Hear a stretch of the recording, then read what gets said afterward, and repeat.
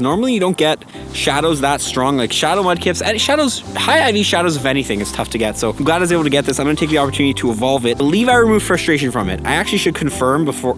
Did I? Yep, that's me. You're probably wondering how I ended up in this situation.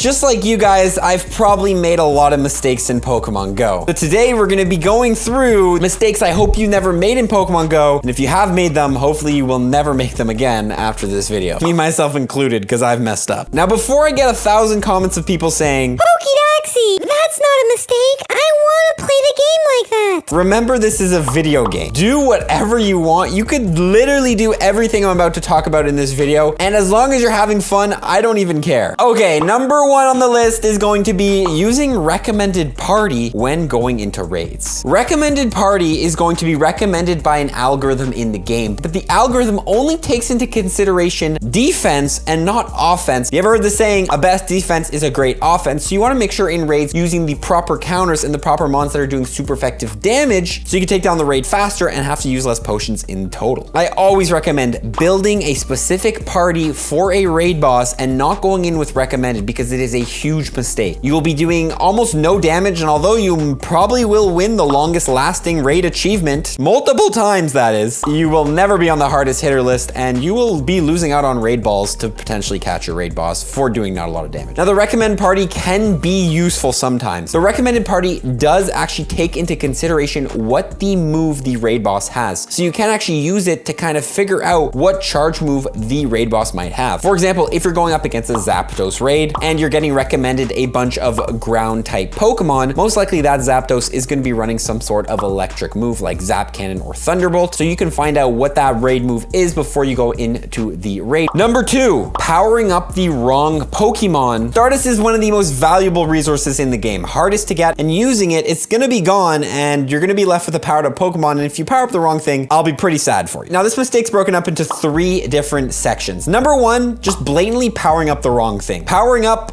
Bonsley, for example, all the way to level 50 is not the best use of your Stardust unless you have billions and billions and already a full team of everything. You want to make sure you know what you're powering up and powering up the correct raid counters or the best PvP Pokemon. I have a full video breaking down the best Pokemon to power up, and I'm going to be making an updated version soon as well. Number 2 is going to be powering up things that are going to be outclassed in the future. Some Pokemon, unfortunately, although are strong now, the second another Pokemon gets released, you can throw it in the junk and you're going to want to go for the new best thing. A great example I always look at is Shadow Tyranitar. People say it's great, but the thing is, Shadow Tyranitar, the second we get a Shadow Rhyperior or a Shadow Rampardos in the game, is going to be way better as a rock type raid attacker, and it's not even the best dark type raid attacker. You're better off going with Shadow Weavile. So although they are strong, if you really want the best of the best, you don't want to invest into the wrong Pokemon that will be outclassed in the future, and that Stardust will just go down the drain. Now, in the end, you still can use that Pokemon. It's not going to be the worst of the worst thing, but you don't want to invest in something that is going to be outclassed the next day. Finally is going to be powering up things when you don't need them. I only ever recommend powering up Pokemon when you need them in Pokemon Go. For example, Mewtwo comes back to raids, I need a ghost type raid attacker, I will power up a Giratina. However, if I'm just walking down the street and I feel like powering up a Giratina, probably a mistake to just power it up on the spot. Better to save your Stardust and invest into things that are currently useful. Like, I'm not gonna power up a Great League Pokemon right now if Great League is not available. Now, a common mistake I always find newer trainees thinking about is that they think that CP means strength in Pokemon Go. Now, CP does generally show the total stats of a Pokemon and how strong they are, but in Pokemon Go, the real bread and butter is going to be the moveset of the Pokemon. So don't always just look at a CP of a Pokemon, say, oh my god, this CP goes super high, or the CP is super high. Doesn't mean that Pokemon is generally going to be strong. Take Slacking, which has literally the highest non-mega CP in the game, but it's literally utter garbage because of its moves. It doesn't have any good fast moves in Pokemon Go, which means it's kind of just completely useless as a Pokemon in the game. CP does not always mean strength. Okay, here we go. A huge mistake that has literally become a meme in the Pokemon Go community: purifying shadow Pokemon. Now, shadow Pokemon are Pokemon that have been taken by the evil team, Team Rocket, and Shadow Eyes. The whole whole lore of Pokemon Go is to take these Pokemon and purify them and bring them back to life and kind of save them from the darkness. But don't save them from the darkness. Shadow Pokemon do 20% more damage and receive 20% more damage, making them a valuable asset in raids all the time, and in PvP can sometimes be the better choice than its regular counterpart. Reason I say never purify shadows is because they're exclusive and it's a lot harder to grind a lot of them. For example, I can't just go out and grind 1,000 Shadow Starlies, but I can go outside and probably catch 1,000 regular Starlies in a, you know, it would take a long time, but you know, I could get it easier. Specifically legendaries especially. Things like Shadow Mewtwo, Shadow Latios, Shadow Entei, any Shadow Legendary, I never recommend purifying. These are the most exclusive Shadow Pokemon there is, so purifying them and turning them into a regular form of a Pokemon, because purifying Pokemon are pretty much the exact same as regular forms of Pokemon, except they're cheaper to power up. Even if you don't have the Stardust and Candy, power up a Shadow Pokemon, still save it, because later down the line, you might want to invest in that Pokemon once you save up, and it's a lot better than pulling the trigger on the Purify button just to get that temporary boost in CP. Now, I do want to say there is going to be instances when purifying is all right. We do have the Purifier badge in Pokemon Go, so purifying some Pokemon that you'll probably never use is fine to work on that badge. There also is some Pokemon that are just better in the purified form. For example, Sableye or Dusclops. Those Pokemon, they want the exclusive purified move return on them, so purifying them, getting that move is going to be in your best interest. Now, we all know Niantic likes money,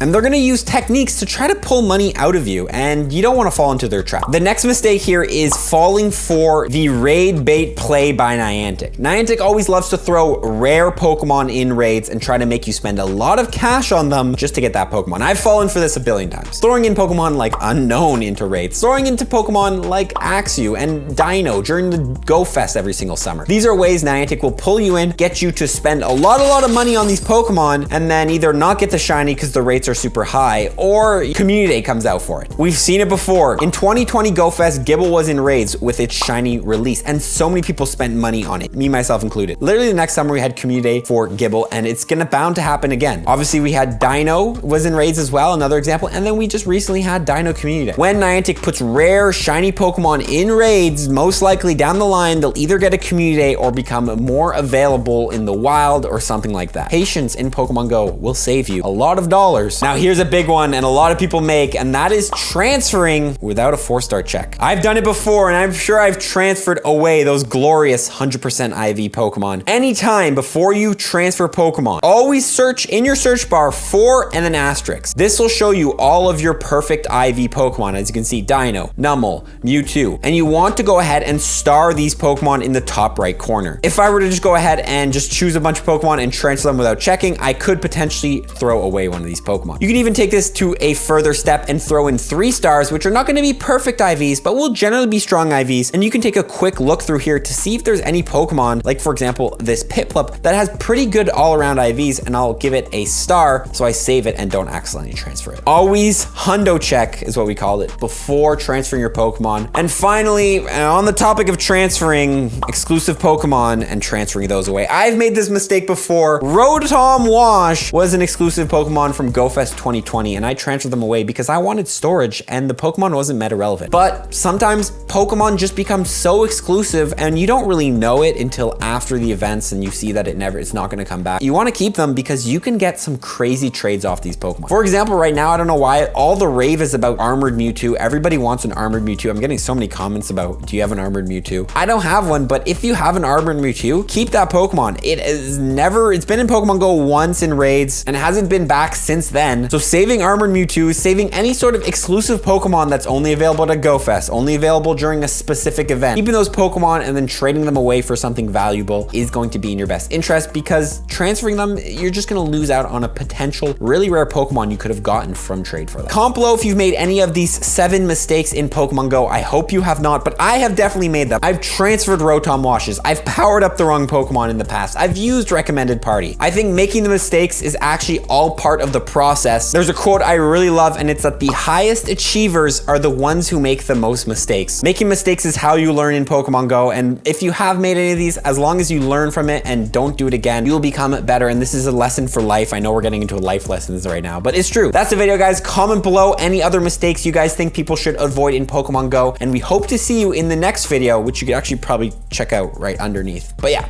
that's it, guys. Have an amazing rest of your day, and follow for more tips, everyone. Peace.